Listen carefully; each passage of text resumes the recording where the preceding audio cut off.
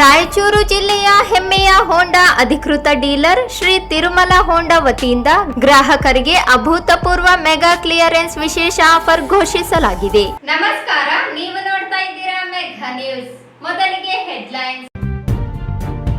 ರಾಜ್ಯದಲ್ಲಿ ದಲಿತರಿಗಿಲ್ಲ ರಕ್ಷಣೆ, ಗೃಹ ಸಚಿವರು ಇದ್ದಾರೋ ಇಲ್ಲವೋ 3 ಕೊಲೆಯಾದರೂ ಕೇಳುವವರಿಲ್ಲ, ನಾರಾಯಣಸ್ವಾಮಿ ಟೀಕೆ. ಜಿಲ್ಲಾ ನ್ಯಾಯವಾದಿಗಳ ಸಂಘದ ಚುನಾವಣೆ, ತುರುಸಿನ ಮತದಾನ. ಜಿಲ್ಲೆಯಲ್ಲಿ 3 ಕೊಲೆ, ಡಿಸಿಎಸ್ಪಿ ವರ್ಗಾವಣೆ ಮಾಡಲಿ, ಸಿಒಡಿ ತನಿಖೆಗೆ ಎಸ್ ಮಾರೆಪ್ಪ ಒತ್ತಾಯ. ನಗರದಲ್ಲಿ ಅನಧಿಕೃತ ತರಕಾರಿ ಮಾರುಕಟ್ಟೆಗೆ ರವೀಂದ್ರ ಜಲ್ದಾರ್ ರಕ್ಷಣೆ, ತೆರವುಗೊಳಿಸದಿದ್ದರೆ ಹೋರಾಟ, ಎನ್ ಮಹಾವೀರ್.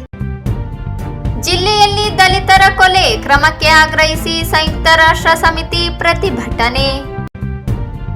30ರಂದು ಕುರುಬ ಸಂಘದಿಂದ ಪ್ರತಿಭಾ ಪುರಸ್ಕಾರ, ಸಾಧಕರಿಗೆ ಸನ್ಮಾನ, ಹನುಮಂತಪ್ಪ ಜಾಲಿಬೆಂಚಿ. ಮತ್ತು 3 ಕೊಲೆಗಳ ತನಿಖೆಗೆ ಆಗ್ರಹಿಸಿ ರಾಂಪುರ ಅಂಬೇಡ್ಕರ್ ಸಂಘ ಒತ್ತಾಯ. ದಿನ ಬೆಳಗಾದರೆ ಆರ್ಎಸ್ಎಸ್ ಬಗ್ಗೆ ಮಾತನಾಡುವ ಗೃಹ ಸಚಿವರು, ರಾಯಚೂರು ಜಿಲ್ಲೆಯಲ್ಲಿ ನಡೆದ ದಲಿತ ಕಗ್ಗೊಲೆ ಘಟನೆ ಕಾಣಿಸುತ್ತಿಲ್ಲವೇ? ಗೃಹ ಸಚಿವರು ಸಂಪೂರ್ಣ ವಿಫಲರಾಗಿದ್ದಾರೆ ಎಂದು ವಿಧಾನ ಪರಿಷತ್ ಪ್ರತಿಪಕ್ಷದ ನಾಯಕ ನಾರಾಯಣಸ್ವಾಮಿ ಆರೋಪಿಸಿದರು. ಅವರಿಂದು ಮಾಧ್ಯಮಗಳೊಂದಿಗೆ ಮಾತನಾಡಿ, ರಾಯಚೂರು ಜಿಲ್ಲೆಯಲ್ಲಿ ಅಶ್ವಿನಿ ಎಂಬ ಯುವತಿಯ ಮೇಲೆ ಅತ್ಯಾಚಾರ, ಕೊಲೆ, ಲಿಂಗಸುಗೂರು ಕಡರಕಲ್ನಲ್ಲಿ ರಾಣೆಮ್ಮ ಕೊಲೆ, ಅತ್ಯಾಚಾರ ಹಾಗೂ ಭೂಮಾನಂದ ಕೊಲೆ ಘಟನೆ ಜರುಗಿದೆ. ರಾಜ್ಯದಲ್ಲಿ ನಿರಂತರವಾಗಿ ದೌರ್ಜನ್ಯ, ಕೊಲೆ, ಅತ್ಯಾಚಾರ ಘಟನೆಗಳು ನಡೆದರೂ ಗೃಹ ಸಚಿವರು ಮಾತನಾಡುತ್ತಿಲ್ಲ. ಅಧಿಕಾರಿಗಳು ನೀಡಿರುವ ವರದಿಯನ್ನು ಮಾತ್ರ ಹೇಳುತ್ತಿದ್ದಾರೆ. ದ್ವೇಷಕ್ಕೆ ಸಮುದಾಯ ಜನರ ಜೀವ ಬಲಿಯಾಗುತ್ತಿದೆ. ಗೃಹ ಸಚಿವರು ರಾಜ್ಯದಲ್ಲಿಯೇ ಇದ್ದಾರೆಯೇ ಎಂದು ಪ್ರಶ್ನಿಸಿದರು.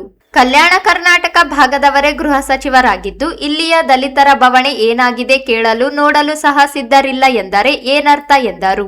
ರಾಯಚೂರು, ಯಾದಗಿರಿ, ಬೀದರ್ ಸೇರಿದಂತೆ ಅನೇಕ ಜಿಲ್ಲೆಗಳಲ್ಲಿ ಡ್ರಗ್ಸ್, ಗಾಂಜಾ ಎಗ್ಗಿಲ್ಲದೆ ಮಾರಾಟ ನಡೆಯುತ್ತಿದೆ. ಯುವಕರ ಆರೋಗ್ಯ ಮಾತ್ರ ಕೆಡುತ್ತಿಲ್ಲ, ಸಮಾಜದ ಆರೋಗ್ಯವು ಕೆಡುತ್ತಿದೆ ಎಂದರು.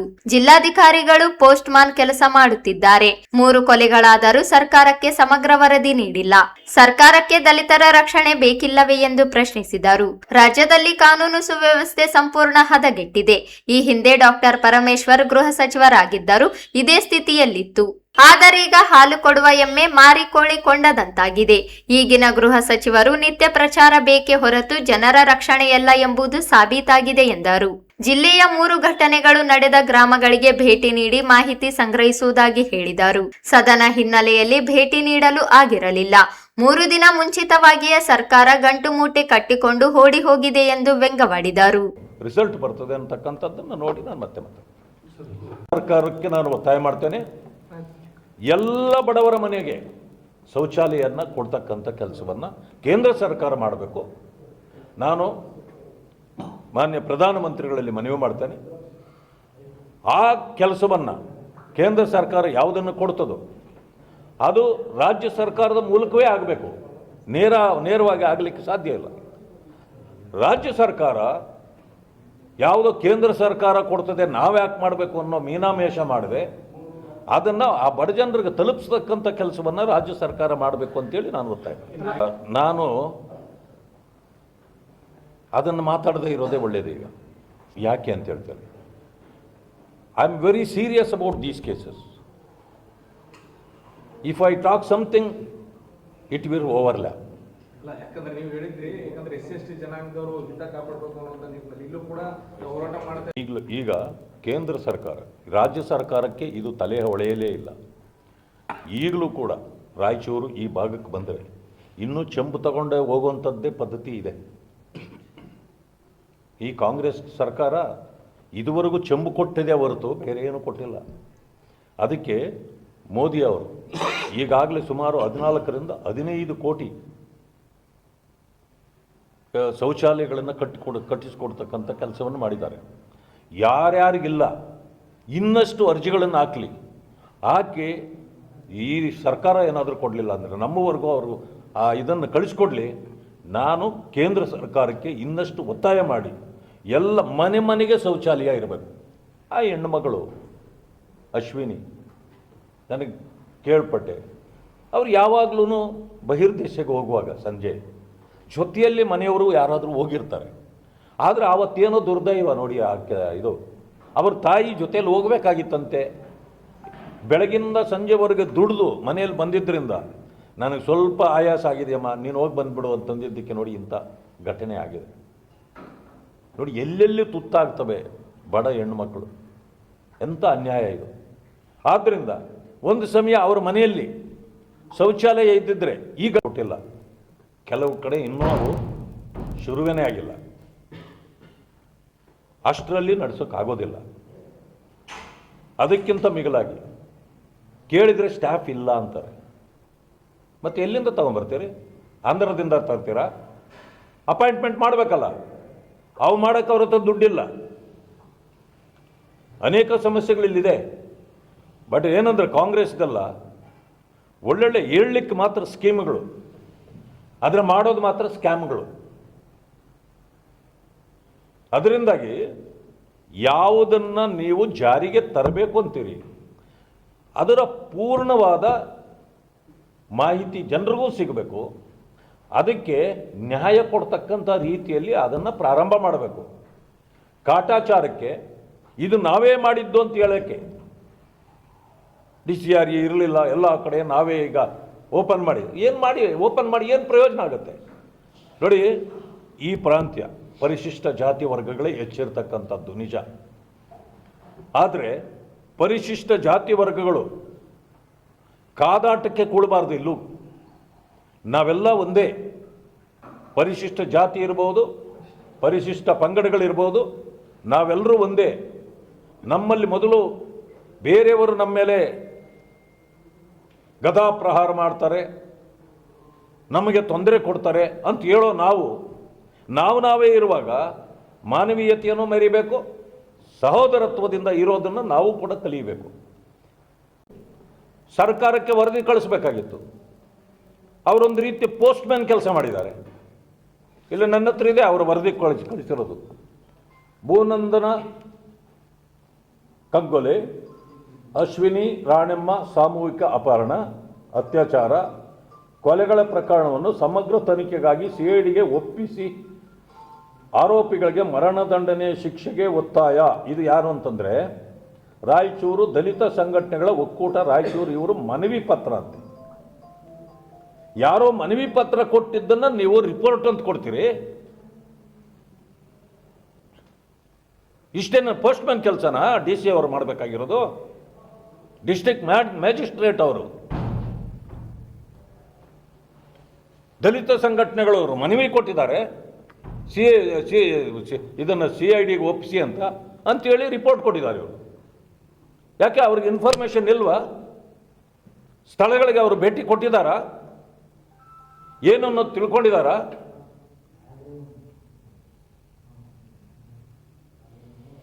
ಜಿಲ್ಲೆಯ ಸಂಪೂರ್ಣ ಉಸ್ತುವಾರಿ DC ಅವರು ಇರ್ತಾರೆ ಅಥವಾ SP ಅವರು ಇರ್ತಾರೆ. ಎಲ್ಲಿ ಏನು ನಡೆಯಿತು ನಾನು ಕಣ್ಣಾರೆ ಇಂಥದ್ದನ್ನು ಕಂಡಿದ್ದೇನೆ.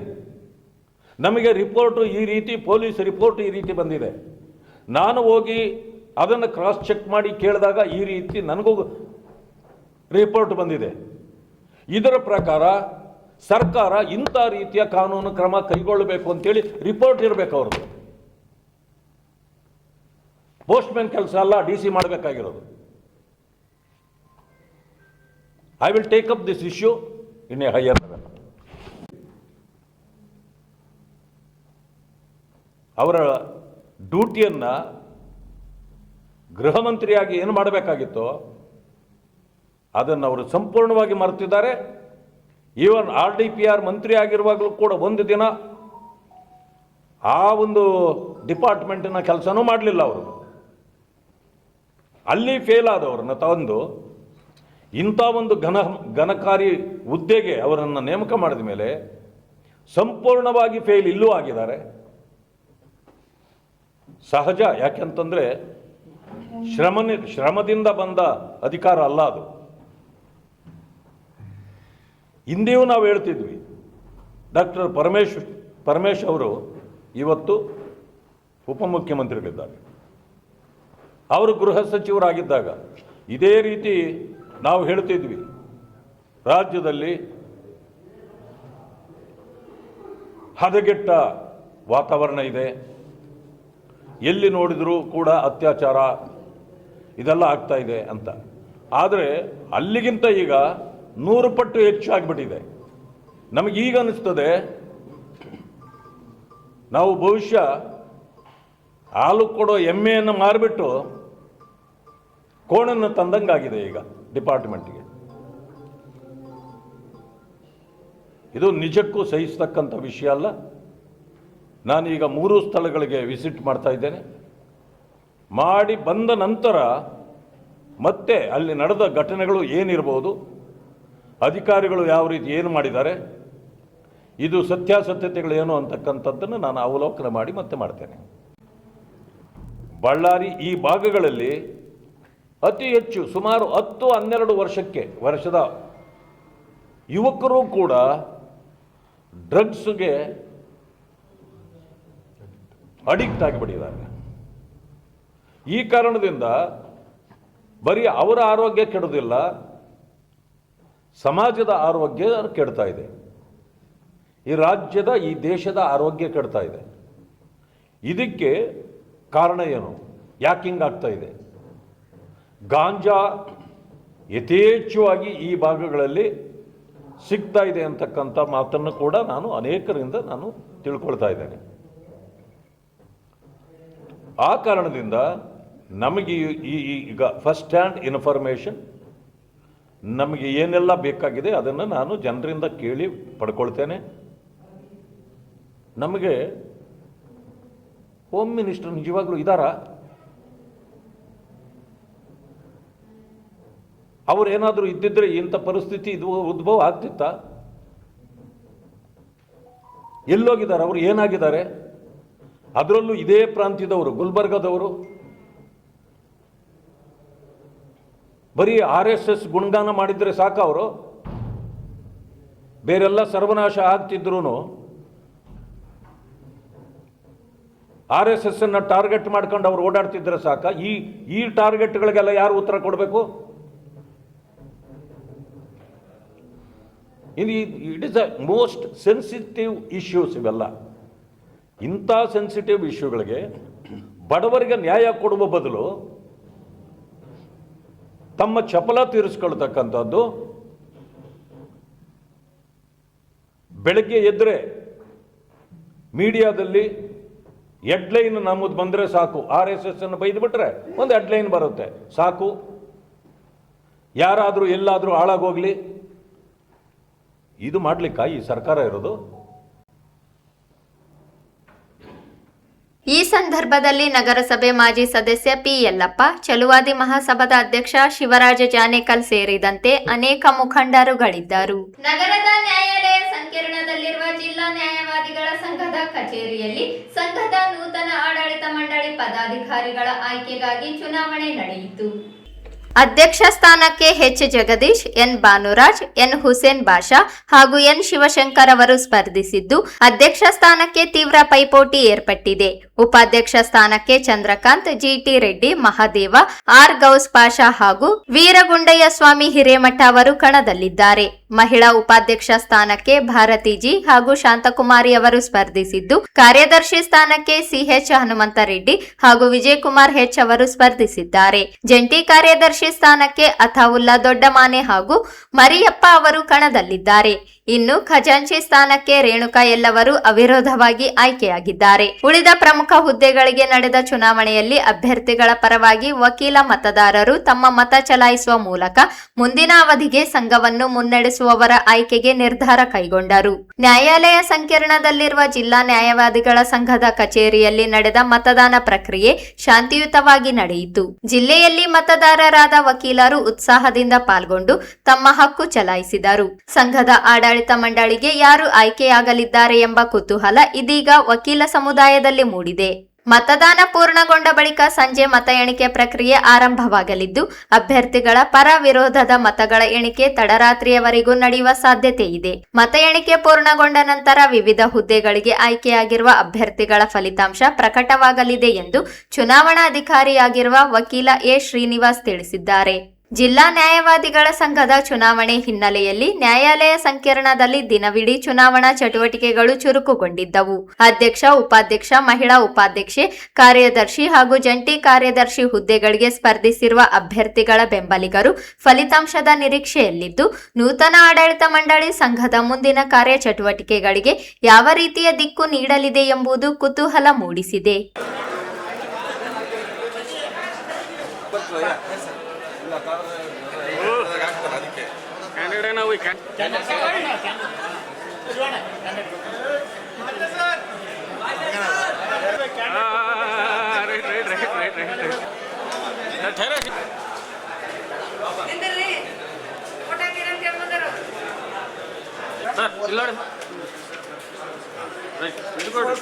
ಚೀಟಿ ಹಿಡ್ಬಿಟ್ಟು 136 ಗೋಪಾಲ್ डालते जब नहीं ಆಗ್ಬಿಡು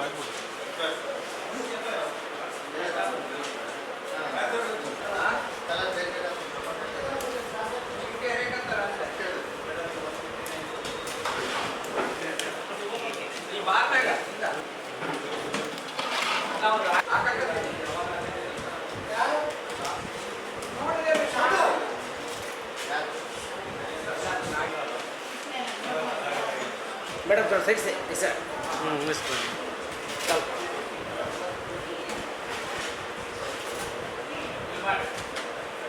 वेट आगे बस फर्स्ट वेट तो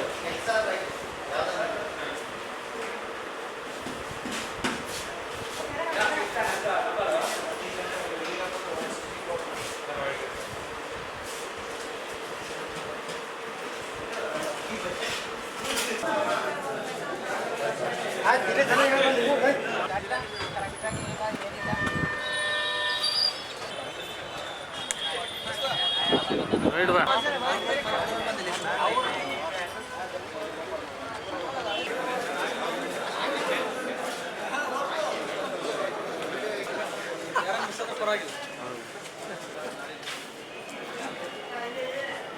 ಓ ಸರ್ ಮಲ್ಲಿನಾಥ್ ಸರ್ ಇದಾರಲ್ಲ ಓಕೆ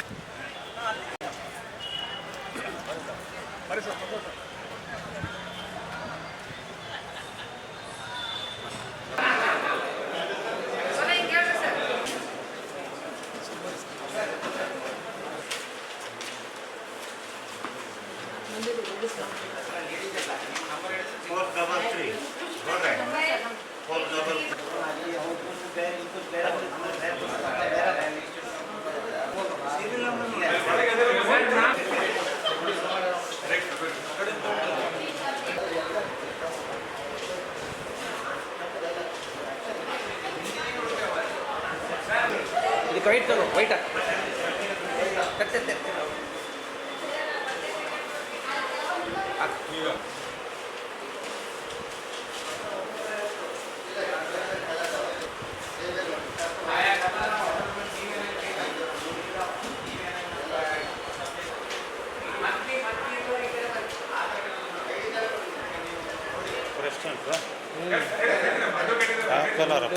प्रेसिडेंट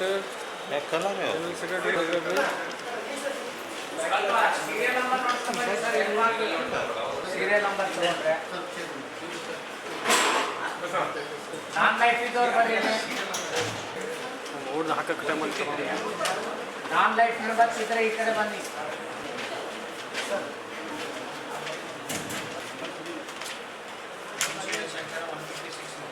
ಜಿಲ್ಲೆಯಲ್ಲಿ ಒಂದೇ ತಿಂಗಳಲ್ಲಿ ಪರಿಶಿಷ್ಟ ಜಾತಿಯವರ ಮೇಲೆ ನಡೆದಿರುವ ಅತ್ಯಾಚಾರ, ಕೊಲೆ ಪ್ರಕರಣಗಳಲ್ಲಿ ಜಿಲ್ಲಾಧಿಕಾರಿ ಹಾಗೂ ಜಿಲ್ಲಾ ಪೊಲೀಸ್ ವರಿಷ್ಠಾಧಿಕಾರಿಗಳು ಸಮರ್ಪಕ ಸ್ಪಂದನೆ ನೀಡದೇ ಇರುವುದರಿಂದ ವರ್ಗಾವಣೆ ಮಾಡಬೇಕು ಎಂದು ದಲಿತ ಮತ್ತು ಪ್ರಗತಿಪರ ಸಂಘಟನೆಗಳ ಒಕ್ಕೂಟ ಸಂಚಾಲಕ ಎಸ್ ಮಾರೆಪ್ಪ ಆಗ್ರಹಿಸಿದರು. ಅವರಿಂದು ಮಾಧ್ಯಮಗೋಷ್ಠಿ ಉದ್ದೇಶಿಸಿ ಮಾತನಾಡಿ, ಜಿಲ್ಲಾಧಿಕಾರಿಗಳು 24ರಂದು ಬೈಕ್ ರ್ಯಾಲಿ ನಡೆಸಿ ಪ್ರತಿಭಟನೆ ನಡೆಸಿದ್ದರು. ಜಿಲ್ಲಾಧಿಕಾರಿಗಳ ಕಚೇರಿಗೆ ಮನವಿ ನೀಡಿದ್ದು ಪರಿಶೀಲನೆಗೆ ಸಿಎಂಗೆ ರವಾನಿಸಿದ್ದಾರೆ. ಆದರೆ ಜಿಲ್ಲಾಧಿಕಾರಿಗಳಾಗಿ ತಪ್ಪಿತಸ್ಥರ ಕಠಿಣ ಶಿಕ್ಷೆಗೆ ಯಾವುದೇ ಕ್ರಮಕ್ಕೆ ಮುಂದಾಗಿಲ್ಲ. ಭೂಮಾನಂದ ಕೊಲೆ ಪ್ರಕರಣದಲ್ಲಿ 8 ಜನ ಆರೋಪಿಗಳನ್ನು ಬಂಧಿಸಿದ್ದರು. ಇನ್ನೊಬ್ಬ ಆರೋಪಿ ಭೀಮರಾಯ ಹದ್ದಿನಾಳ ಇವರನ್ನು ಬಂಧಿಸಿಲ್ಲ. ತನಿಖಾಧಿಕಾರಿಗಳೇ ಪೂರಕ ಸಾಕ್ಷಿಗಳಿಲ್ಲ ಎಂದು ಹೇಳುತ್ತಿರುವುದು ರಾಜಕೀಯ ಪ್ರಭಾವವೇ ಕಾರಣವಾಗಿದೆ ಎಂದರು. ಉದ್ದೇಶಪೂರ್ವಕವಾಗಿ ಎಫ್ಐಆರ್ನಲ್ಲಿ 34 ಸೆಕ್ಷನ್ ಸೇರಿಸಿಲ್ಲ.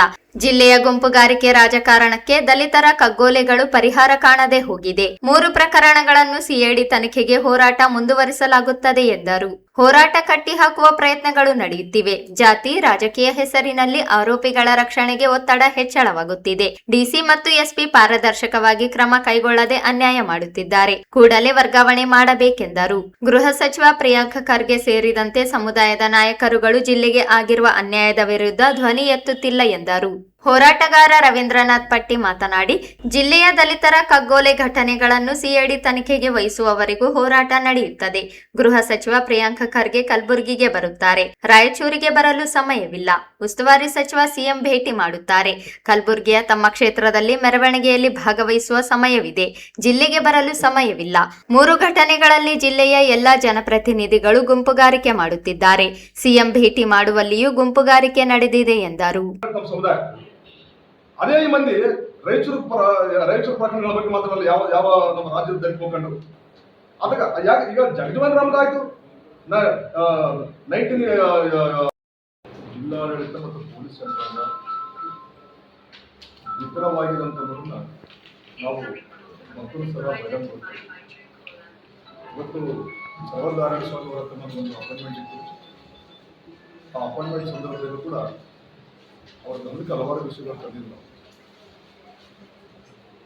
ಆದರೆ ಮುಖ್ಯವಾಗಿ ಜಿಲ್ಲಾಧಿಕಾರಿಗಳು ನಮ್ಮ ಮನವಿ ಪತ್ರ ತಗೊಂಡ ಮೇಲೆ 24ಕ್ಕೆ ನಿಮ್ಗೆಲ್ಲರೂ ಗೊತ್ತಿದೆ, ವೇದಿಕೆಗೆ ಬಂದು ಅವರು ಮತ್ತೆ SP ಅವರು ನಮ್ಮ ವೇದಿಕೆ ಮೇಲೆ ಅವರನ್ನು ಕೂರಿಸಿ ನಾವು ಅವರಿಗೆ ಬೆಂಬಲ ಕೊಡ್ತೇವೆ. ಕಾರ್ಯಾಲಯಕ್ಕೆ ಮನವಿ ಪತ್ರವನ್ನು ಸಲ್ಲಿಸಿರುತ್ತಾರೆ ಅಂತ ಹೇಳ್ತಾರೆ.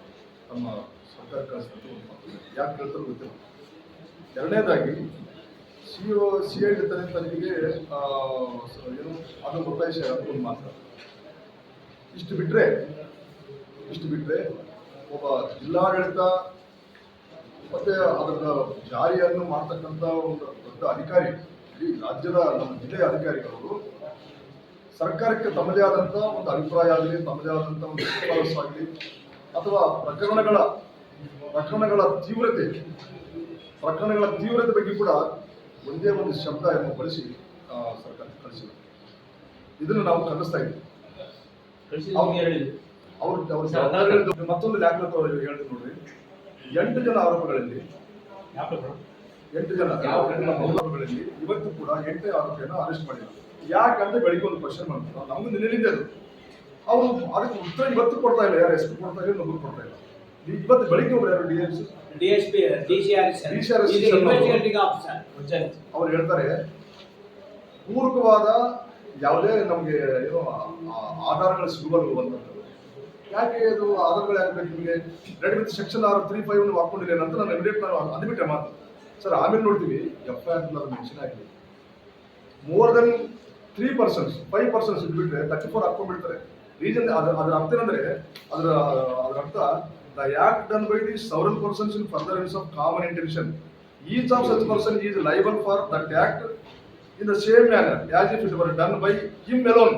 ಅದರಲ್ಲಿದ್ದಂಥ ಪ್ರತಿ ಒಬ್ಬನು ಕೂಡ ಏನು ಆಕ್ಟ್ ಏನಾಗಿದೆ ಅದಕ್ಕೆ ಅವನು ಲೈಬಲ್ ಆಗ್ತಾರೆ ಅಂತ 34 ಹೇಳ್ತದೆ. ಅಥವಾ ಈಗ ಹೊಸ ಕೊಂಡಿಲಿ 3(5) ಹೇಳ್ತದೆ.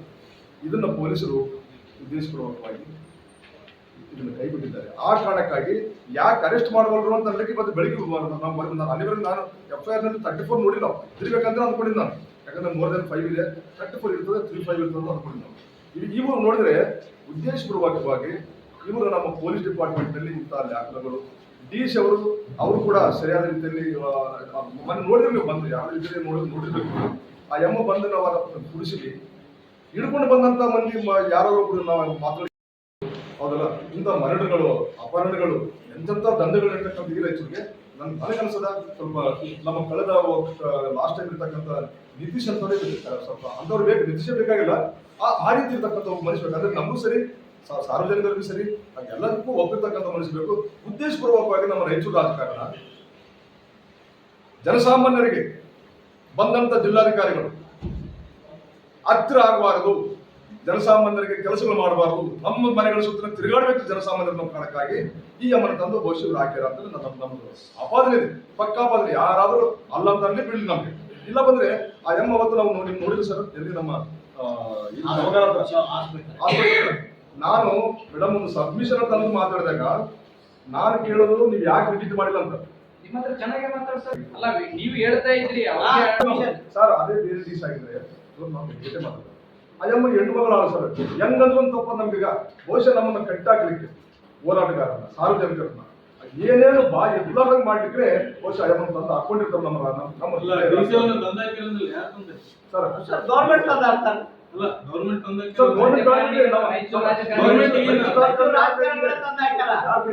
ಅವ್ರು ಮಾಡ್ಕೊಂಡಿರ್ತಾರೆ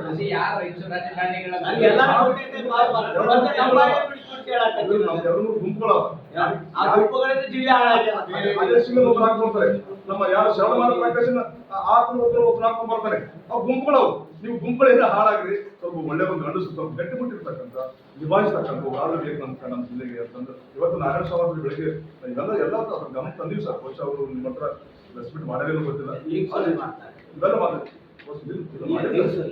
ಮಾಡಿರ್ತಾರೆ ಅವ್ರನ್ನ ರೈತರು ಬಿಟ್ಟು ಅವರೇ ಹೋಗ್ತಾರೆ ಅವ್ರೇನು ಬಿಡ್ತಾರೆ ಸರ್ ಇಷ್ಟು ನಮ್ಮ ಅವ್ರು ಹೋಗ್ಲೇಬೇಕಾಗಿದೆ ಮತ್ತೆ ಎಸ್ ಪಿ ಕೂಡ ಎಸ್ ಪಿ ಇಷ್ಟೊಂದು ನುರಿತ ಮನುಷ್ಯ ಬ್ಯಾಡ ಬಿಡಿ ಈಗ ನಿಮ್ಮ ಪೊಲೀಸ್ ಡಿಪಾರ್ಟ್ಮೆಂಟ್ಗಳಲ್ಲಿ ಡಿಪಾರ್ಟ್ಮೆಂಟ್ ಒಂದು ಪ್ಲೇಸ್ಗಳಲ್ಲಿ ಇಟ್ಟಿದ್ದಾರೆ ಮತ್ತೆ ಅವರಾದ್ರು ನೋಡ್ಬೇಕಾಗಿತ್ತು ನಿಮ್ಮ ಅಪ್ಪಗಾದಾಗ ನಾವು DSS ಅವ್ರು ಮಾಡಬೇಕು.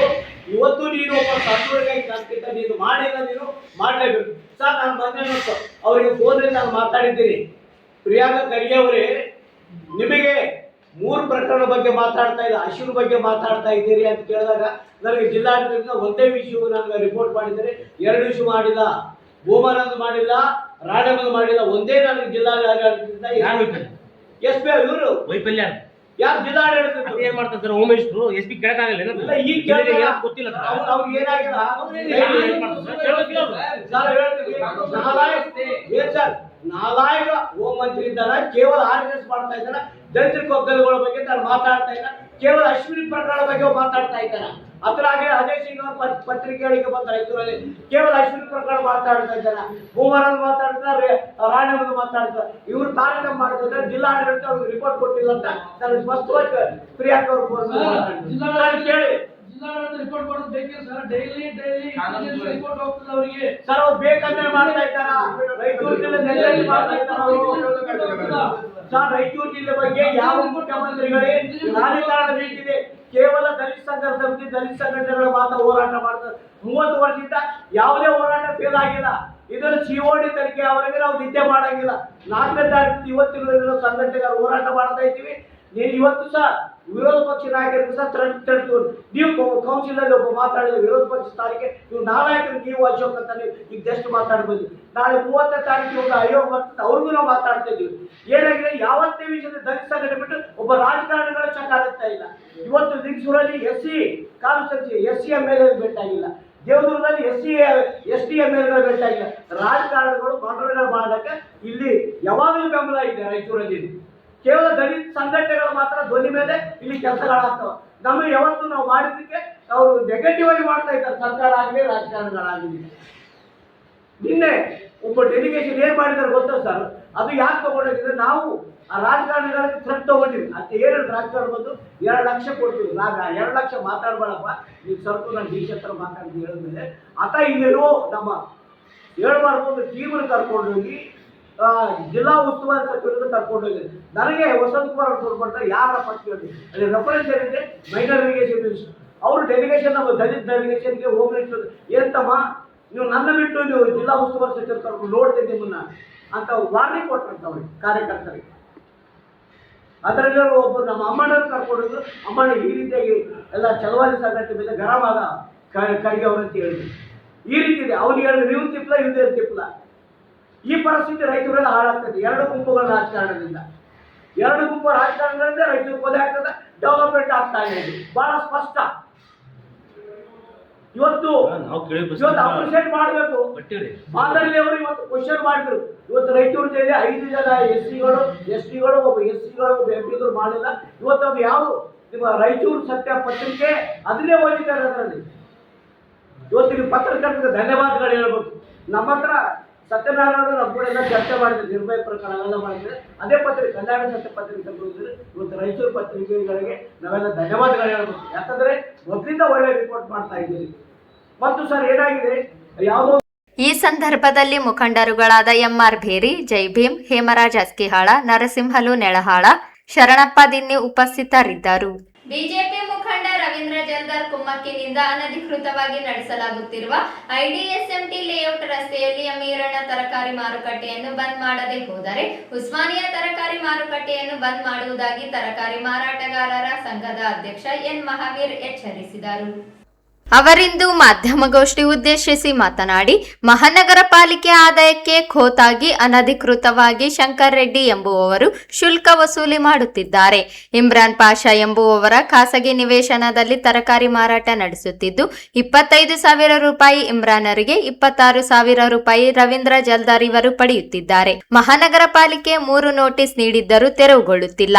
ಜಿಲ್ಲಾಧಿಕಾರಿಗಳು ಹಾಗೂ ಜಿಲ್ಲಾ ಪೊಲೀಸ್ ವರಿಷ್ಠಾಧಿಕಾರಿಗಳಿಗೆ ದೂರು ನೀಡಲಾಗಿದೆ. ಪಾಲಿಕೆ ತೆರವಿಗೆ ಮುಂದಾದರೆ ಪೊಲೀಸ್ ಬಂದೋಬಸ್ತ್ ಒದಗಿಸುವುದಾಗಿ ಎಸ್ಪಿ ಭರವಸೆ ನೀಡಿದ್ದಾರೆ. ಗುರುಲಿಂಗಪ್ಪ ಆಯುಕ್ತರಾಗಿದ್ದ 2023-24 ಸಾಲಿನಲ್ಲಿ ಟೆಂಡರ್ 9.5 ಲಕ್ಷ ರೂಪಾಯಿಗಳಿಗೆ ಆಗಿತ್ತು. ನಂತರ ಟೆಂಡರ್ ಮುಂದುವರಿಸಲಾಗಿದೆ. ಆದರೆ ಹೊಸ ಟೆಂಡರ್ ಆಗಿಲ್ಲ. ಮಹಾನಗರ ಪಾಲಿಕೆ ಕೂಡಲೇ ಅನಧಿಕೃತ ಮಾರಾಟವನ್ನು ಬಂದ್ ಮಾಡಬೇಕು. ಮಾವಿನಕೆರೆ ಬಳಿಯ ಸ್ಲಂ ಬೋರ್ಡ್ ನಾಮಫಲಕ ಹಾಕಿದ್ದನ್ನು ರವೀಂದ್ರ ಜಲ್ದಾರ್ ಬೆಂಬಲಿಗರು ಕಿತ್ತಿ ಹಾಕಿದ್ದಾರೆ. ಸ್ಲಂ ಬೋರ್ಡ್ ಅಧಿಕಾರಿ ದೇವೇಂದ್ರಪ್ಪರಿಗೆ ಶಾಸಕರು ಒತ್ತಡ ಹಾಕಿದ್ದಾರೆ ಎಂದು ಆರೋಪಿಸಿದರು. ಅನಗತ್ಯವಾಗಿ ವಿವಾದ ಸೃಷ್ಟಿಸಿ ಗಲಭೆ ಉಂಟು ಮಾಡುವ ಕೆಲಸ ರವೀಂದ್ರ ಜಲ್ದಾರ್ ಮಾಡುತ್ತಿದ್ದಾರೆ. ಲೋಕಾಯುಕ್ತರಿಗೆ ನೀಡಲಾಗಿದ್ದ ದೂರಿನ ವಿಚಾರಣೆ ಪ್ರಾರಂಭವಾಗಿದೆ. ಆಕ್ಷೇಪಣೆ ಸಲ್ಲಿಸುವಂತೆ ನೋಟಿಸ್ ಬಂದಿದೆ. ಎಲ್ಲಾ ಮಾಹಿತಿ ಲೋಕಾಯುಕ್ತರಿಗೆ ಸಲ್ಲಿಸುವುದಾಗಿ ಹೇಳಿದರು. ಅವರು ಕೂಡ ನಮಗೆ ಸ್ಪಂದಿಸಿದರು. ಇವರು ಏನಂತಂದ್ರೆ ಮಾನ್ಯ ಬಿಜೆಪಿ ಮುಖಂಡ ರವೀಂದ್ರ ಜಲ್ದಾರ್ ಅವರು ರಾತ್ರಿ 3 ಗಂಟೆಗೆ ಬಂದು ಅಲ್ಲಿರ್ತಕ್ಕಂಥ ವ್ಯಾಪಾರಸ್ಥರನ್ನ, ರೈತರನ್ನ ಅವ್ರಿಗೆ ಕುಮ್ಮಕ್ಕು ಮಾಡಿ, ನೀವು ಇಲ್ಲೇ ಕೂಡ್ರಿ, ಯಾರು ಬರ್ತಾರೆ ನೋಡ್ತೀನಿ ಅಂತ ಹೇಳಿದ್ರು. ಆಯ್ತಂತ ಹೇಳಿದರು. ಅಲ್ಲೇ ಏನಂತಂದ್ರೆ ಕುಂದಿರಿಸಿದರು. ಮಾನ್ಯ ಇಂದಿನ ಜಿಲ್ಲಾಧಿಕಾರಿ ಚಂದ್ರಶೇಖರ್ ನಾಯಕ್ ಅವರು ಅಲ್ಲಿ ಸಾಧಕ ಬಾಧಕಗಳನ್ನು ಎಲ್ಲ ನೋಡಿ ಏನಂತಂದರೆ ಶಿಫ್ಟ್ ಮಾಡಿದರು. ಶಿಫ್ಟ್ ಮಾಡಿದ ನಂತರ ಅಲ್ಲಿ ಲೇಔಟು ಮತ್ತು ಆಕಾಶವಾಣಿ ಕೇಂದ್ರಕ್ಕೆ ಹೋಗುವ ಮಾರ್ಗ ಮಧ್ಯದಲ್ಲಿ ಏನಂತಂದರೆ ಇಮ್ರಾನ್ ಎಂಬುವವರ ಒಂದು ಪ್ಲಾಟ್ ಖರೀದಿ ಪ್ಲಾಟ್ ಅವನು ಸ್ವತಃ ಏನಂತ ಖಾಸಗಿ ಪ್ಲಾಟ್ನಲ್ಲಿ ಇವರೇನಂತಂದರೆ ಎಂ ಈರಣ್ಣ ತರಕಾರಿ ಮಾರುಕಟ್ಟೆ ಅಂತೇಳಿ ನಿರ್ಮಾಣ ಮಾಡಿದರು. ಮಾಡಿದ ನಂತರ ಏನಂತಂದರೆ ಆ ಎಂ ಈರಣ್ಣ ತರಕಾರಿ ಮಾರುಕಟ್ಟೆಗೆ ಇಂದಿನ ಪಾಲಿಕೆ ಆಗಲಿ ಮತ್ತು ಅಂದಿನ ಪೌರಾಯುಕ್ತ ನಗರಸಭೆ ಆಗಲಿ ಅದಕ್ಕೆ ಪರ್ಮಿಷನ್ ಕೊಟ್ಟಿರೋದಿಲ್ಲ. ಆದರೂ ಕೂಡ ಏನಂತಂದರೆ ಆ ಸಂದರ್ಭದಲ್ಲಿ ಇರ್ತಕ್ಕಂಥ ಪೌರಾಯುಕ್ತರು ಮತ್ತು ರವೀಂದ್ರ ಜಲ್ದಾರ್, ಆ ಇಮ್ರಾನ್ ಪಾಷಾ ಎಲ್ಲರೂ ಸೇರಿ ಏನಂತಂದರೆ ಒಂದು ಕೂಟ ಮಾಡಿಕೊಂಡು 30 ಅಂಗಡಿಗಳ ಏನಂತಂದರೆ ಮಾರುಕಟ್ಟೆ ನಿರ್ಮಾಣ ಮಾಡಿ ಎಂ ಈರಣ್ಣ ತರಕಾರಿ ಮಾರುಕಟ್ಟೆ ಅಂತೇಳಿ ಹೆಸರಿತ್ತು. ಇಟ್ಟು ಏನಂತಂದರೆ ಅದಕ್ಕೆ ಅದು ಆಕ್ಷನ್ ಮಾಡಲಿಕ್ಕೆ ಬರಲಿಲ್ಲ. ಯಾಕಂತಂದರೆ ಅದು ಒಂದು ಅನಧಿಕೃತ ತರಕಾರಿ ಮಾರುಕಟ್ಟೆ ಅಂತೇಳಿ ಗೊತ್ತಾದ ಮೇಲೆ ಅವರು ಆಕ್ಷನೇ ಟೆಂಡರ್ ಮಾಡಲಿಕ್ಕೆ ಹೋಗಲಿಲ್ಲ. ರೈತರಿಂದ ಮತ್ತು ವ್ಯಾಪಾರಸ್ಥರಿಂದ ಪ್ರತಿ ವರ್ಷ ಏನಂತಂದರೆ ಟೆಂಡರ್ ಕರೀತಿದ್ದು. ಆ ಟೆಂಡರ್ ಏನಂತಂದರೆ ಸರಿಸುಮಾರು ಒಂದು 20 ಲಕ್ಷಕ್ಕೆ ಪ್ರತಿ ವರ್ಷಕ್ಕೆ ಏನಂತಂದರೆ ಟೆಂಡರ್ ಹೋಗ್ತಿತ್ತು. ಅದು ಏನಂತಂದರೆ ನಿಲ್ಲಿಸಿಬಿಟ್ರು ಅವರು. ನಮಗೆ ಅನ್ಯಾಯ ಆಗಿದೆ, ಈ ರೀತಿ ಆಗ್ತಾ ಇದೆ ಅಂತೇಳಿ ಅಂದಿನ ಪೌರಾಯುಕ್ತರು ಕೂಡ ಮನವರಿಕೆ ಆಯಿತು ಮತ್ತು ಅಲ್ಲಿ ಇರ್ತಕ್ಕಂಥ ಸಿಬ್ಬಂದಿ ಕೂಡ ಮನವರಿಕೆ ಆಗಿ ಏನಂತಂದರೆ ಅದನ್ನು ತೆಗಿಬೇಕಂತೇಳಿ ಒಂದು ಪ್ರಯತ್ನ ಮಾಡಿದರು.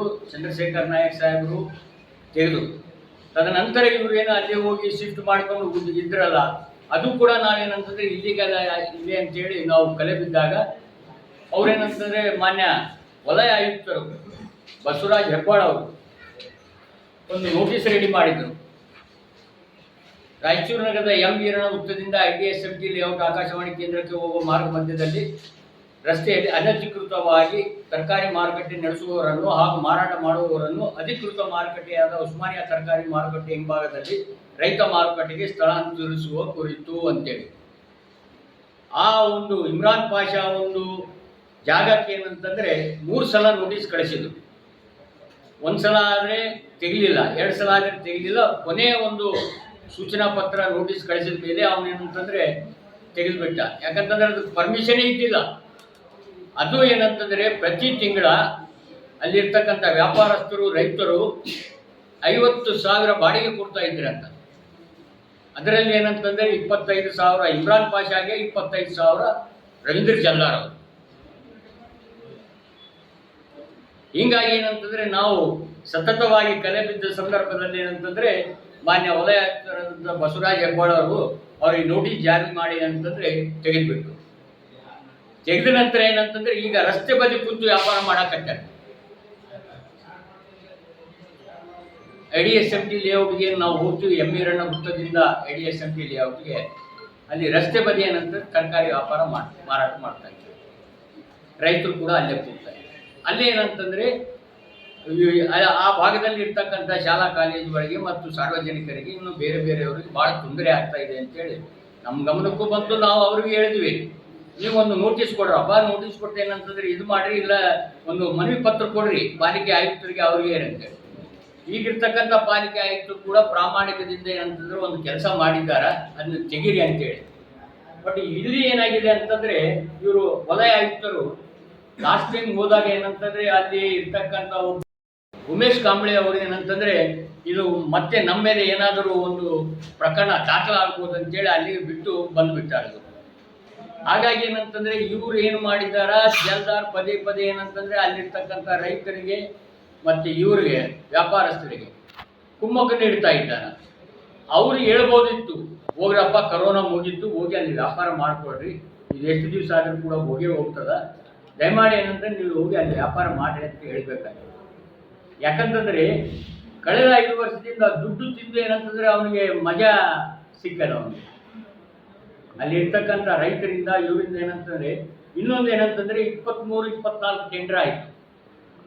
ಆ ಸಂದರ್ಭದಲ್ಲಿ ಗುರುಲಿಂಗಪ್ಪನವರು ಪೌರಾಯುಕ್ತರು. ಆ ಆಸಾಮಿ ತಮ್ಮೆಲ್ಲರಿಗೂ ಗೊತ್ತಿದೆ, ಕನಿಷ್ಠ ಏನಂತಂದರೆ 3 ಸಲ ಸಸ್ಪೆಂಡ್ ಆಗ್ಯಾನ. 3 ಸಲ ಸಸ್ಪೆಂಡ್ ಆಗ್ಯಾನ. ಆ ಆಸಾಮಿ ಏನಂತಂದರೆ ಆವತ್ತಿನ ಒಂದು ಟೆಂಡರ್ ಭಾಗವಹಿಸಲಿಕ್ಕೆ ಬಂದಿರತಕ್ಕಂಥ ಏನು ಟೆಂಡರ್ ತಗೊಳ್ಳೋರು ಅವ್ರು ಏನಂತಂದರೆ ಯಾರೂ ಬರಲಿಲ್ಲ.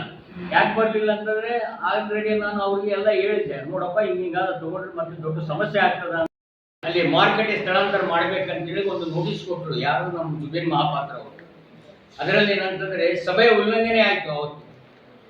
ಅವತ್ತಿನ ದಿವಸ ನೀವೆಲ್ಲರೂ ಬಂದು ನೋಡಿರ್ಬೋದು. ಇವ್ರು ಏನು ಮಾಡ್ತಾ ಇದ್ದಾರಾ, ಮೇಲ್ಕಂಡ ವಿಷಯಕ್ಕೆ ಸಂಬಂಧಿಸಿದಂತೆ ಮಹಾನಗರ ಪಾಲಿಕೆ ವ್ಯಾಪ್ತಿಯಲ್ಲಿ ಬರುವ ಎಮ್ಮಿರಣ್ಣ ವೃತ್ತದಿಂದ ಆಕಾಶವಾಣಿ ಕೇಂದ್ರದ ಕಡೆ ಹೋಗುವ ರಸ್ತೆ ಪಕ್ಕದಲ್ಲಿ ಮಾವಿನಕೆರೆ ಹತ್ತಿರ ಅನಧಿಕೃತ ತರಕಾರಿ ಮಾರುಕಟ್ಟೆಯನ್ನು ಸ್ಥಳಾಂತರಿಸುವ ಕುರಿತು ಇದಕ್ಕೆ ಏನು ಮಾಡಿದ್ದಾರೆ ಅವರು, ಅಧ್ಯಕ್ಷರು, ಉಪಾಧ್ಯಕ್ಷರು, ಕಾರ್ಯದರ್ಶಿಗಳು ಎಮ್ಮಿರಣ್ಣ ತರಕಾರಿ ಮಾರುಕಟ್ಟೆ 2025 26 ಸರ್. ಏನು ಸರ್, ಎಮ್ಮಿರಣ್ಣ ತರಕಾರಿ ಮಾರುಕಟ್ಟೆ ಪದಾಧಿಕಾರಿಗಳು ನಂಬರ್ 1, ಅಧ್ಯಕ್ಷರು, ಉಪಾಧ್ಯಕ್ಷರು, ಕಾರ್ಯದರ್ಶಿಗಳು ರಾಯಚೂರು ನಗರ ಉಸ್ಮಾನಿಯಾ ತರಕಾರಿ ಮಾರಾಟಗಾರರ ಕ್ಷೇಮಾಭಿವೃದ್ಧಿ ಸಂಘ ರಾಯಚೂರು 2ನೇ ನೋಟಿಸು. ಎಲ್ಲ ಅನಧಿಕೃತ ಸಗಟು ತರಕಾರಿ ವ್ಯಾಪಾರಸ್ಥರು ಜೈರಾಬಾದ್ ಮಾವಿನಕೆರೆ ಹತ್ತಿರ ಇರುವವರು ಮೊಹಮ್ಮದ್ ಇಮ್ರಾನ್ ಪಾಷಾ ಅವರಿಗೆ 5 ಮಂದಿಗೆ ಏನಂತಂದ್ರೆ ನೋಟಿಸ್ ಹೋಗಿದೆ. ಈ 5 ಮಂದಿ ಏನಂತಂದ್ರೆ ಸಭೆಯಲ್ಲಿ ಭಾಗವಹಿಸಬೇಕಾಗಿದೆ. ಅವತ್ತು ಏನು ಮಾಡಿದ ಈ ಪುಣ್ಯಾತ್ಮ ಎಲ್ಲರೂ ಕರ್ಕೊಂಡು ಬಂದ, ನಾನು ಒಳ್ಳೆ ಕೆಲಸ ಮಾಡಕತ್ತೀನಿ, ನನಗೆ ಸಪೋರ್ಟ್ ಮಾಡಿ ಅಂತೇಳಿ. ಎಲ್ಲರೂ ಫೋನ್ ಮಾಡೋದು, ಅಣ್ಣ ಬರ್ಬೇಕಣ್ಣ ನೀವು, ನಾನು ಹಿಂಗೆ ಮಾಡಕತ್ತೀನಿ ಹಂಗೆ ಮಾಡಕ್ಕೆ. ಆಯ್ತು ಬಂದು ಏನಂತಂದ್ರೆ ಸಂಪೂರ್ಣ ಸಭೆಯನ್ನು ಏನಂತಂದ್ರೆ ಗಲಾಟೆಮಯ ಮಾಡಿ ಏನಂತಂದ್ರೆ ಹೊರಗೆ ಹೋಗ್ಬೇಕು. ನಾವು ಇದೇ ಕೆಲಸ ಮಾಡ್ತಾನೆ ಸರ್ ಅಂತೇಳಿ ಆಯುಕ್ತರಿಗೆ ಮನವರಿಕೆ ಮಾಡಿಕೊಡ್ತೀವಿ. ಆಯ್ತು ಅಂತೇಳಿ ಈಗ ಕೊನೆ ಹಂತದಲ್ಲಿ ಏನಿದೆ ಸರ್, ಈಗ ಇನ್ನೊಬ್ಬರು ವಲಯ ಆಯುಕ್ತರು ಏನಂತಂದ್ರೆ ಲಾಸ್ಟ್ ಟೈಮ್ ಹೋದ್ರು ಕಾಂಬಳೆ ಪೊಲೀಸ್ ಪ್ರೊಡಕ್ಷನ್ ಕೊಡ್ತೀವಿ, ಎಬ್ಬಿಸ್ತೀವಿ, ಇದಂತೂ ಗ್ಯಾರಂಟಿ ಅಂತೇಳಿ.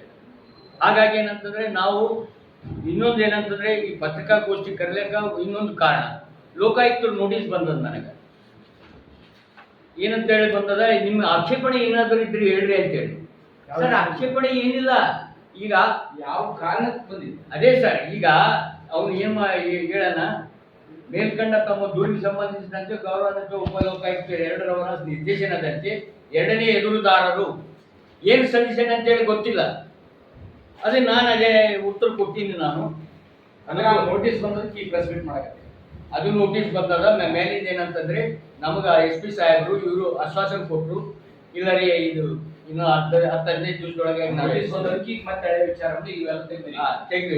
ಇನ್ನೊಂದು ಏನಂತಂದ್ರೆ ಈರಣ್ಣ ತರಕಾರಿ ಮಾರುಕಟ್ಟೆ ಎಲ್ಲರೂ ಸಂಪಾದಕರು ಸಹೋದರರಲ್ಲಿ ಏನಂತಂದ್ರೆ ವರದಿಗಾರ ಸಹೋದರರಲ್ಲಿ ನಾನು ವಿನಂತಿ ಮಾಡ್ಕೊಳ್ತೀನಿ, ಅಲ್ಲಿ ಈರಣ್ಣ ತರಕಾರಿ ಮಾರುಕಟ್ಟೆ ಎಲ್ಲಿದ್ದು ಸ್ವಲ್ಪ ನೋಡಿ ಬನ್ನಿ. ಪಾಲಿಕೆಯಲ್ಲಿ ಏನಾರ ಈ ಸಂದರ್ಭದಲ್ಲಿ ಪ್ರಭು ನಾಯಕ, ಬಸವರಾಜ್, ಉದಯ್ ಕುಮಾರ್, ವೀರೇಶ್ ಉಪಸ್ಥಿತರಿದ್ದರು. ಈಗ ಚಿಕ್ಕದೊಂದು break.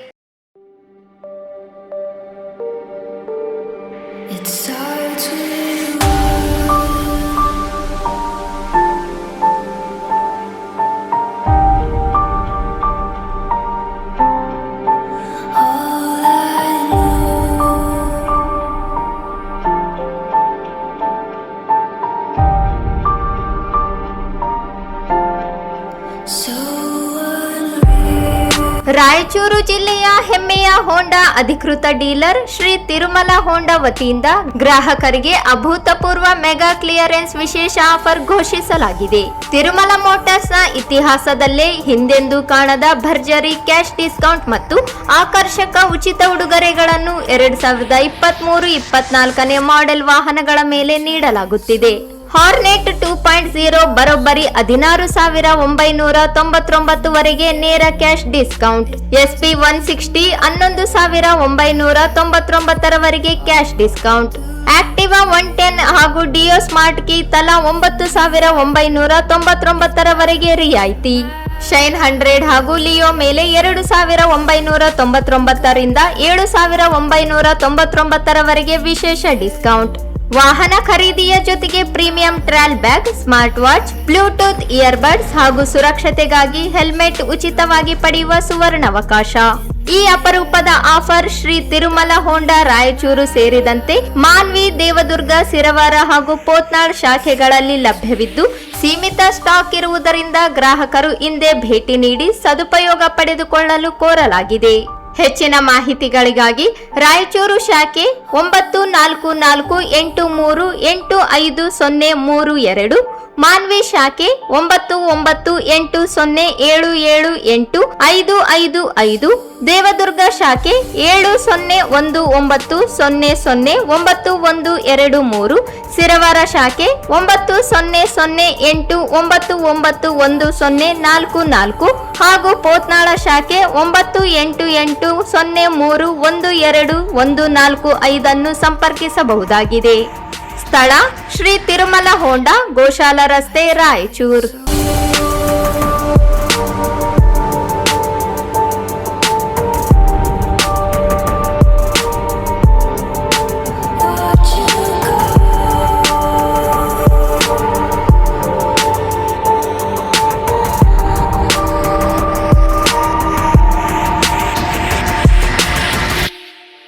I tried so hard and got so far, but in the end it doesn't even matter.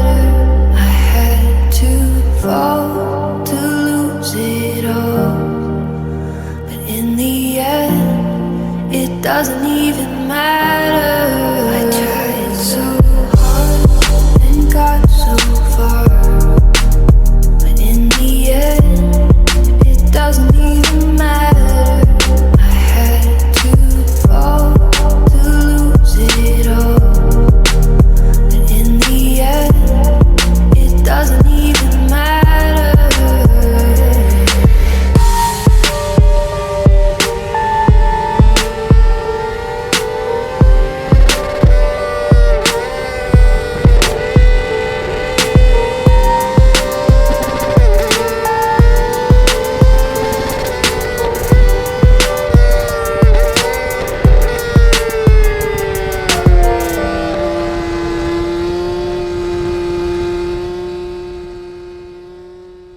ಬ್ರೇಕ್ನ ನಂತರ ಮೆಘಾ ನ್ಯೂಸ್ಗೆ ಸ್ವಾಗತ.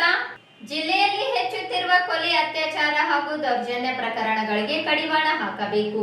ಅತ್ಯಾಚಾರ ಹಾಗೂ ಕೊಲೆ ಪ್ರಕರಣಗಳ ಆರೋಪಿಗಳಿಗೆ ಕಠಿಣ ಶಿಕ್ಷೆ ವಿಧಿಸಬೇಕು ಮತ್ತು ಕರ್ತವ್ಯ ಲೋಪ ಹಾಗೂ ಭ್ರಷ್ಟಾಚಾರದಲ್ಲಿ ತೊಡಗಿರುವ ಅಧಿಕಾರಿಗಳನ್ನು ಅಮಾನತುಗೊಳಿಸಬೇಕು ಎಂದು ಆಗ್ರಹಿಸಿ ಕರ್ನಾಟಕ ರಾಷ್ಟ್ರ ಸಮಿತಿ ಪಕ್ಷದ ವತಿಯಿಂದ ನಗರದ ಅಂಬೇಡ್ಕರ್ ವೃತ್ತದಲ್ಲಿ ಪ್ರತಿಭಟನೆ ನಡೆಸಲಾಯಿತು. ಅಂಬೇಡ್ಕರ್ ವೃತ್ತದಲ್ಲಿ ಜಮಾಯಿಸಿದ ಪಕ್ಷದ ಕಾರ್ಯಕರ್ತರು ಎಸ್ಪಿ ಕಚೇರಿಯವರೆಗೆ ಪ್ರತಿಭಟನಾ ಮೆರವಣಿಗೆ ನಡೆಸಿದರು. ಜಿಲ್ಲಾಡಳಿತ ಹಾಗೂ ಪೊಲೀಸ್ ಇಲಾಖೆ ವಿರುದ್ಧ ಆಕ್ರೋಶ ವ್ಯಕ್ತಪಡಿಸಿದರು. ಜಿಲ್ಲೆಯಲ್ಲಿ ಕಾನೂನು ಸುವ್ಯವಸ್ಥೆ ಹದಗೆಟ್ಟಿದ್ದು, ಪೊಲೀಸ್ ಇಲಾಖೆ ಹಾಗೂ ಜಿಲ್ಲಾಡಳಿತದ ನಿರ್ಲಕ್ಷ್ಯದಿಂದ ಜನರಲ್ಲಿ ಆತಂಕದ ವಾತಾವರಣ ನಿರ್ಮಾಣವಾಗಿದೆ ಎಂದು ಆರೋಪಿಸಿದರು.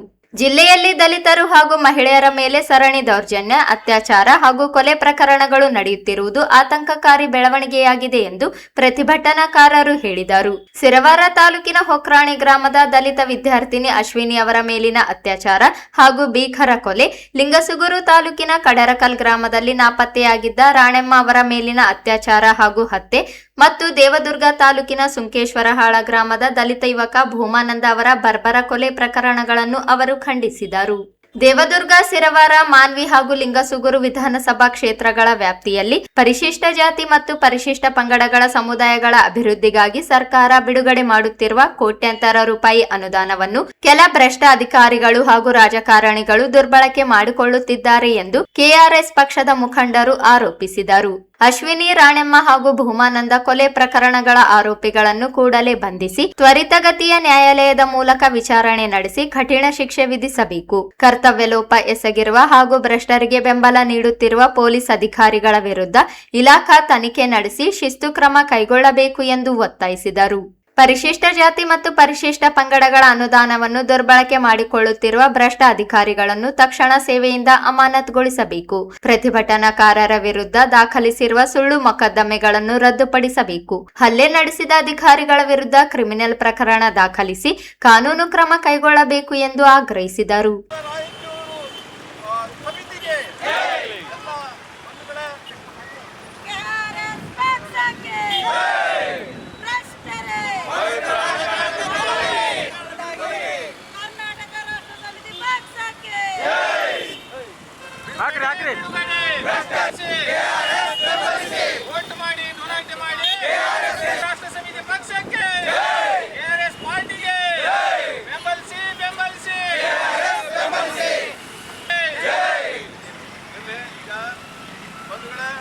ಅಂಬೇಡ್ಕರ್ ಅವರ ಸನ್ನಿಧಾನ, ಅಂಬೇಡ್ಕರ್ ಅವರು ಹಿಂದೆ ಪುತ್ಥಳಿಯಲ್ಲಿ ಇತ್ತು, ಆದ್ರೆ ಈಗ ಹೊಸದಾಗಿ ನಿರ್ಮಾಣ ಮಾಡ್ತೀವಿ. ಹೊಸ ಹೆಣ್ಣು ಮಗಳ ಬದುಕಿಗೆ ನ್ಯಾಯನು ವ್ಯವಸ್ಥೆಯ ಕಾರಣ ಆಗಿದೆಯೋ ಆ ವ್ಯವಸ್ಥೆಗೆ ಧಿಕ್ಕಾರ, ಧಿಕ್ಕಾರ, ಧಿಕ್ಕಾರ. ಮಗಳ ಭವಿಷ್ಯವನ್ನ ನಾಶ ಮಾಡಿದ ವ್ಯವಸ್ಥೆಗೆ ಧಿಕ್ಕಾರ, ಧಿಕ್ಕಾರ. ಆ ಹೆಣ್ಣು ಮಗಳಿಗೆ ನಮ್ಮ ಏದಿ ಪಕ್ಷ ಅವಳ ಏನು ಈಗ ಇಲ್ಲಿ ಏನು ನಾವು ಅಂಬೇಡ್ಕರ್ ಹೆಸರು ಹೇಳ್ತಾ ಇದ್ದೀವಿ, ನಾವು ಸಮಾಜಕ್ಕೆ ವ್ಯವಸ್ಥೆ ಕಟ್ಟೋದಕ್ಕೆ ಅಂಬೇಡ್ಕರನ್ನ ಬಳಸ್ಕೊಂಡಿದ್ದೀವಿ. ಆದರೆ ಅಂಬೇಡ್ಕರ್ ಅವರ ಹೆಸರು ಹೇಳ್ಕೊಂಡು ಅವರು ಸಂವಿಧಾನದಲ್ಲೇ ಅಡಿನಲ್ಲೇ ಇದ್ರೂ ಕೂಡ ನಾವು ಇವತ್ತು ರಾಜ್ಯದ ಯಾವ ವರ್ಗ ಇದೆ ಆ ಮಕ್ಕಳಿಗೆ ನೆಮ್ಮದಿಯ ಬದುಕನ್ನು ಕಾಣೋದಕ್ಕೆ ಸಾಧ್ಯ ಆಗ್ತಾ ಇಲ್ಲ. ಇಲ್ಲಿಯ ರಾಜ್ಯದ ರಾಜಕಾರಣ ವ್ಯವಸ್ಥೆ ಕುಂಠಿತವಾಗಿದೆ. ನಿಜವಾಗಲೂ ರಾಯಚೂರು ಜಿಲ್ಲೆಯಲ್ಲಿ ವ್ಯವಸ್ಥೆಯನ್ನು ಹಾಳುಗೆಡವಿರುವಂಥ ರಾಜಕಾರಣಿಗಳು ಮತ್ತು ವ್ಯವಸ್ಥೆಯ ಅವರ ಅಡಿಯಲ್ಲಿ ಕೆಲಸ ಮಾಡುವಂತಹ ಒಂದು ಕಾರ್ಯಾಂಗ ಇರ್ಬೋದು, ಅವರ ಎಲ್ಲ ವ್ಯವಸ್ಥೆ ಸ್ಥಳೀಯ ಆಡಳಿತ ಕೆಟ್ಟು ನಿಂತಿದೆ. ನಾವು ಇವತ್ತಿನ ಉದ್ದೇಶ ಏನು ಇಲ್ಲಿ ಬಂದಿರೋದು ಅಂದರೆ ಅಶ್ವಿನಿ ಇವತ್ತು ನಮ್ಮನ್ನೆಲ್ಲ ರಾಯಚೂರಿಗೆ ಕರೆತಂದಿರುವಂಥದ್ದು ಅಶ್ವಿನಿ ಅನ್ನುವಂಥ ಹೆಣ್ಣು ಮಗಳ ನೋವಿನ ಸಂಕಟದ ದುರ್ದೈವ ಏನು ನಮ್ಮ ದುರ್ಭಾಗ್ಯ ಅಂತ ಹೇಳ್ಕೋಬೇಕು, ಅದನ್ನು ಹೇಳೋಕ್ಕಾಗದೇ ಇರುವಂತಹ ಸನ್ನಿವೇಶ ಇಲ್ಲಿ ಕಾಣ್ತಾ ಇದೆ. ಆ ಅಶ್ವಿನಿ ಅನ್ನುವಂತಹ ಹೆಣ್ಣು ಮಗಳ ದುಃಖ ಆಗ್ತಾ ಇದೆ ಅವ್ರ ಬಗ್ಗೆ ಮಾತಾಡೋದಕ್ಕೆ. ಯಾಕೆ ಅಂತ ಅಂದರೆ ನಮ್ಮದೇ ಹೆಣ್ಣು ಮಕ್ಕಳು ನಮ್ಮ ಮನೆಯಲ್ಲಿ ಈ ರೀತಿ ಅನ್ಯಾಯಕ್ಕೊಳಗಾದಾಗ ನಾವು ಮಾತಾಡೋಕ್ಕಾಗುತ್ತಾ? ಅದೇ ಥರ ಈ ನಾಡಿನ ಹೆಣ್ಣು ಮಕ್ಕಳಿಗೆ ಈ ನೆಲದಲ್ಲಿ ಅನ್ಯಾಯ ಆಗಿದೆ. ಆ ಅನ್ಯಾಯನ ಯಾರು ಸರಿ ಮಾಡಬೇಕಾಗಿದೆ? ಇದನ್ನ ನಾವು ಕರ್ನಾಟಕದ ರಾಷ್ಟ್ರ ಸಮಿತಿ ಪಕ್ಷ ಇವತ್ತು ರಾಜ್ಯದ ರಾಯಚೂರು ನಗರದಲ್ಲಿ ಕೇಳ್ತಾ ಇದೆ. ಅನ್ಯಾಯವನ್ನ ಸಹಿಸೋದಿಲ್ಲ, ಸಹಿಸೋದಿಲ್ಲ, ಸಹಿಸೋದಿಲ್ಲ. ರೀತಿಯ ವ್ಯವಸ್ಥೆ ಒಳಗಡೆ ನಾವು ಬದುಕು ಕಟ್ಕೊಂಡು ಬದುಕೋದಿಕ್ಕೆ ಸಾಧ್ಯ ಇಲ್ಲ, ಸಾಧ್ಯ ಇಲ್ಲ, ಸಾಧ್ಯ ಇಲ್ಲ. ಸಂಸದರಂತ ಕರ್ನಾಟಕ ರಾಷ್ಟ್ರ ಸಮಿತಿ ಪಕ್ಷದ ರಾಜ್ಯ ಉಪಾಧ್ಯಕ್ಷನ ನೆಲೆಯಲ್ಲಿ ಇವತ್ತು ರಾಜ್ಯದ ಜನತೆಗೆ ಹೇಳಿಕೊಟ್ಟಿದ್ದೀವಿ. ಪ್ರತಿಭಟನೆಯಲ್ಲಿ ಕೆಆರ್ಎಸ್ ಪಕ್ಷದ ರಾಜ್ಯ ಉಪಾಧ್ಯಕ್ಷ ಸೋಮಸುಂದರ್ ಕೆಎಸ್, ಜಿಲ್ಲಾಧ್ಯಕ್ಷ ಕೃಷ್ಣ ಸುಕಟೆ, ಜಿಲ್ಲಾ ಕಾರ್ಯಾಧ್ಯಕ್ಷ ಶರಣಪ್ಪ ಹೂಗಾರ್, ವೆಂಕಟೇಶ್ ಸೇರಿದಂತೆ ಇತರರು ಭಾಗವಹಿಸಿದ್ದರು. ಜಿಲ್ಲಾ ಕುರುಬ ಸಂಘ ಮತ್ತು ಜಿಲ್ಲಾ ಸರ್ಕಾರಿ ಕನಕ ನೌಕರರ ಸಂಘ ಸಹಯೋಗದಲ್ಲಿ ಆಗಸ್ಟ್ 30ರಂದು ನಗರದ ಪಂಡಿತ ಸಿದ್ದರಾಮ ಜಂಬಲ್ದಿನ್ನಿ ರಂಗಮಂದಿರದಲ್ಲಿ ಬೆಳಿಗ್ಗೆ 10:30ಕ್ಕೆ ಹಮ್ಮಿಕೊಳ್ಳಲಾಗಿದೆ ಎಂದು ಸಂಘದ ಕಾರ್ಯಾಧ್ಯಕ್ಷ ಹನುಮಂತಪ್ಪ ಜಾಲಿಬೆಂಚಿ ಹೇಳಿದರು. ಅವರಿಂದು ಮಾಧ್ಯಮಗೋಷ್ಠಿ ಉದ್ದೇಶಿಸಿ ಮಾತನಾಡಿ, ಎಸ್ಎಸ್ಎಲ್ಸಿ ಪಿಯುಸಿಯಲ್ಲಿ ಅತಿ ಹೆಚ್ಚು ಅಂಕ ಪಡೆದ ವಿದ್ಯಾರ್ಥಿಗಳು, ನಿವೃತ್ತ ನೌಕರರು, ವಿಶೇಷ ಸಾಧನೆ ಮಾಡಿದ ಸಾಧಕರಿಗೆ ಸನ್ಮಾನ, ಪ್ರತಿಭಾ ಪುರಸ್ಕಾರ ನೀಡಲಾಗುತ್ತದೆ. ಹೊಸದಾಗಿ ಪಿಎಸ್ಐ ನೇಮಕಗೊಂಡವರು, ಎಂಬಿಬಿಎಸ್, ಎಂಡಿ ತೇರ್ಗಡೆ ಹೊಂದಿದ ಸಮಾಜದ ವಿದ್ಯಾರ್ಥಿಗಳಿಗೆ ಪುರಸ್ಕರಿಸಲಾಗುತ್ತದೆ. ಸಮಾಜದ ಗುರುಗಳು, ಜಿಲ್ಲೆಯ ಶಾಸಕರು, ಸಂಸದರು ಸೇರಿದಂತೆ ಗಣ್ಯರು ಭಾಗವಹಿಸಲಿದ್ದಾರೆ. 250 ವಿದ್ಯಾರ್ಥಿಗಳು ಈಗಾಗಲೇ ನೋಂದಣಿ ಪಡೆದಿದ್ದಾರೆ. ಇನ್ನು ಕೆಲವರು ನೋಂದಣಿ ಮಾಡಿಕೊಂಡಿಲ್ಲ. ಸರಿಸುಮಾರು 300 ವಿದ್ಯಾರ್ಥಿಗಳಿಗೆ ಪ್ರತಿಭಾ ಪುರಸ್ಕಾರ ನಡೆಸಲಾಗುತ್ತದೆ. ಸಮಾಜದ ಬಾಂಧವರು, ವಿದ್ಯಾರ್ಥಿಗಳು, ಪಾಲಕರು ಹೆಚ್ಚಿನ ಸಂಖ್ಯೆಯಲ್ಲಿ ಭಾಗವಹಿಸುವಂತೆ ಮನವಿ ಮಾಡಿದರು. ಜಿಲ್ಲಾ ಕುರುಬ ಸಂಘದ ಮತ್ತು ಕನಕ ನೌಕರ ಸಂಘದ ವತಿಯಿಂದ ಪ್ರತಿಭಾ ಪುರಸ್ಕಾರವನ್ನು ಹಮ್ಮಿಕೊಂಡಿದ್ದು, ಆ ಕಾರ್ಯಕ್ರಮದಲ್ಲಿ ವಿಶೇಷವಾದಂಥ ಸಾಧನೆಗೈದಿರುವಂಥ ಸಮಾಜದ ವಿದ್ಯಾರ್ಥಿಗಳು ಮತ್ತು ಪ್ರತಿಭಾವಂತರಿಗೂ ಕೂಡ ಸನ್ಮಾನವನ್ನು ಮಾಡುವಂತಹ ಕಾರ್ಯಕ್ರಮ. ಆ ಕಾರ್ಯಕ್ರಮದಲ್ಲಿ ಸಮಾಜದ ಗುರುಗಳು, ಅದೇ ರೀತಿಯಾಗಿ ಜಿಲ್ಲೆಯ ಶಾಸಕರು, ಮಾಜಿ ಶಾಸಕರುಗಳು ಮತ್ತು ಸಂಸದರು, ಅದೇ ರೀತಿಯಾಗಿ ಮಾಜಿ ಸಂಸದರು ಕೂಡ ಈ ಕಾರ್ಯಕ್ರಮದಲ್ಲಿ ಭಾಗವಹಿಸಿದ್ದು, ತಮ್ಮ ಮೂಲಕ ಸಮಾಜದ ಬಂಧುಗಳಲ್ಲಿ ವಿನಂತಿಸಿಕೊಳ್ಳುವುದೆಂದರೆ ಈ ಕಾರ್ಯಕ್ರಮಕ್ಕೆ ಹೆಚ್ಚಿನ ಸಂಖ್ಯೆಯಲ್ಲಿ ಬಂದು ಕಾರ್ಯಕ್ರಮವನ್ನು ಯಶಸ್ವಿಗೊಳಿಸಬೇಕು ಎನ್ನುವ ದೃಷ್ಟಿಯಿಂದ ಪತ್ರಿಕಾಗೋಷ್ಠಿ ಮೂಲಕ ಸಮಾಜದ ಬಾಂಧವರಲ್ಲಿ ವಿನಂತಿಸಿಕೊಳ್ತಾ ಇದ್ದೇವೆ. ಇಲ್ಲಿಯವರೆಗೆ 250 ಅರ್ಜಿಗಳು ಕೂಡ ಬಂದಿದ್ದಾವೆ. ಸುಮಾರು 300 ವಿದ್ಯಾರ್ಥಿಗಳು ಆಗಬಹುದು ಅಂತ ಅಂದಾಜಿದೆ. ಮುಖ್ಯವಾಗಿ ಸಾಧನೆಗೈದಂಥವ್ರು ಅಂದರೆ ನಮ್ಮ ಸಮಾಜದ ವಿದ್ಯಾರ್ಥಿಗಳು MBBSನಲ್ಲಿ ಪಾಸಾದಂಥವರು ಮತ್ತು MDಗೆ ಏನು ಪರೀಕ್ಷೆ ಬರೆದು ಅಲ್ಲಿ ಕೂಡ ಏನು ಆಯ್ಕೆಯಾಗಿರುವಂಥವರು ಮತ್ತು ಕಳೆದ ಸಾಲಿನಲ್ಲಿ PSI ಹುದ್ದೆಗೆ ಕೂಡ ಏನು ಆಯ್ಕೆಯಾಗಿದ್ದಾರೆ ಅಂಥವ್ರಿಗೂ ಕೂಡ ಸಮಾಜದ ವತಿಯಿಂದ ಸನ್ಮಾನವನ್ನು ಮಾಡಲಾಗ್ತದೆ. ಈ ಸಂದರ್ಭದಲ್ಲಿ ಗೌರವಾಧ್ಯಕ್ಷ ಕೆ ಬಸವಂತಪ್ಪ ಮಾನ್ವಿ, ರಾಮನ್ ಗೌಡ, ಹನುಮಂತಪ್ಪ, ವೆಂಕಟೇಶ್ ಜಾಲಿಬೆಂಚಿ, ರಾಮಣ್ಣ ರಘುನಾಥನಹಳ್ಳಿ ಇದ್ದರು. ಅಶ್ವಿನಿ, ಭೂಮಾನಂದ ಮತ್ತು ರಾಣಮ್ಮ ಅವರ ಅತ್ಯಾಚಾರ ಮತ್ತು ಹತ್ಯೆ ಸಾವಿನ ಕುರಿತು ಸೂಕ್ತ ತನಿಖೆ ನಡೆಸಿ ನ್ಯಾಯ ಒದಗಿಸುವಂತೆ ಡಾಕ್ಟರ್ BR ಅಂಬೇಡ್ಕರ್ ಯುವಕ ಮಂಡಳಿ ರಾಂಪುರ ವತಿಯಿಂದ ಜಿಲ್ಲಾಧಿಕಾರಿ, ಸ್ಥಾನಿಕ ಅಧಿಕಾರಿಗೆ ಮನವಿ ಸಲ್ಲಿಸಲಾಯಿತು. ಸಿರವಾರ ತಾಲೂಕಿನ ಹೊಕ್ರಾಣೆ ಗ್ರಾಮದ ದಲಿತ ಪದವೀಧರೆ ಅಶ್ವಿನಿ ಅವರ ಅತ್ಯಾಚಾರ ಮತ್ತು ಕೊಲೆ ಪ್ರಕರಣ, ಲಿಂಗಸುಗೂರು ತಾಲೂಕಿನ ಕಡರಕಲ್ ಗ್ರಾಮದ ರಾಣಮ್ಮ ಅವರ ಅನುಮಾನಾಸ್ಪದ ಸಾವು ಮತ್ತು ದೇವದುರ್ಗ ತಾಲೂಕಿನ ಹದ್ದಿನಾಳ ಗ್ರಾಮದ ಭೂಮಾನಂದನ ಕೊಲೆ ಪ್ರಕರಣವನ್ನು ಸೂಕ್ತ ರೀತಿಯಲ್ಲಿ ತನಿಖೆ ನಡೆಸಬೇಕು ಎಂದು ಒತ್ತಾಯಿಸಿದರು. ಜಿಲ್ಲೆಯಲ್ಲಿ ದಲಿತ ಸಮುದಾಯದವರ ಕೊಲೆ, ಅತ್ಯಾಚಾರ ಹಾಗೂ ದೌರ್ಜನ್ಯ ಪ್ರಕರಣಗಳು ಮರುಕಳಿಸುತ್ತಿದ್ದರೂ ಸಂಬಂಧಪಟ್ಟ ಇಲಾಖೆಗಳು ಸಾಕಷ್ಟು ಪರಿಣಾಮಕಾರಿಯಾಗಿ ಕ್ರಮ ಕೈಗೊಳ್ಳುತ್ತಿಲ್ಲ ಎಂದು ಆರೋಪಿಸಿದರು. ಪ್ರಕರಣಗಳಲ್ಲಿ ಯಾರೇ ಆಗಿದ್ದರೂ ಅವರ ವಿರುದ್ಧ ಕಾನೂನುಬದ್ಧ ಕಠಿಣ ಕ್ರಮ ಕೈಗೊಳ್ಳಬೇಕು, ಆರೋಪಿಗಳಿಗೆ ಕಠಿಣ ಶಿಕ್ಷೆ ನೀಡಬೇಕು ಎಂದು ಆಗ್ರಹಿಸಿದರು.